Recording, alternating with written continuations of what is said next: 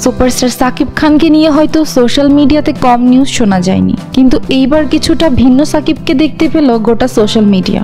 জি না, এইবার তার গান বা কোনো সিনেমার কথা বলছি না, বলছি ব্যক্তি সাকিব খানের কথা।